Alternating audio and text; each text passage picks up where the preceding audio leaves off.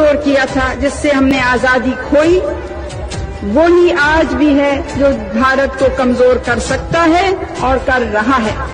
आज का इतिहास यानी 19 जुलाई को क्या खास हुआ था?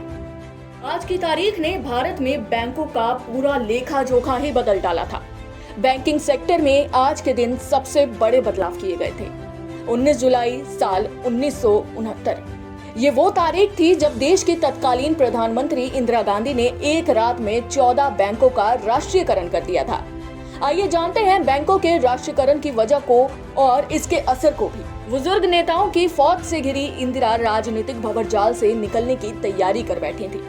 19 जुलाई 1969 की रात को 8:30 बजे तत्कालीन प्रधानमंत्री इंदिरा गांधी ने राष्ट्र के लिए घोषणा की कि देश में 85% बैंक डिपॉजिट को कंट्रोल करने वाले 14 प्रमुख कमर्शियल बैंक्स का राष्ट्रीयकरण कर दिया गया है।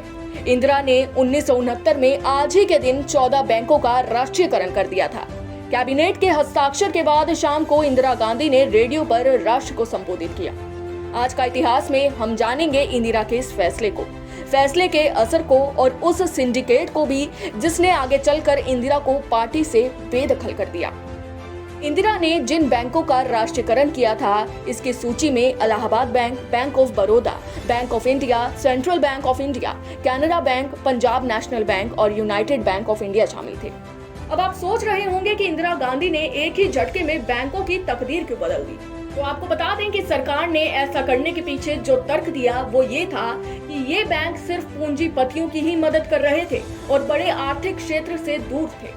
आजादी के बाद करीब 350 से ज्यादा प्राइवेट बैंकों की नाकामी की वजह से जमाकर्ताओं को अपना सारा पैसा गंवाना पड़ा था, इसलिए इसे एक लोक लुभाव फैसला भी करार दिया गया।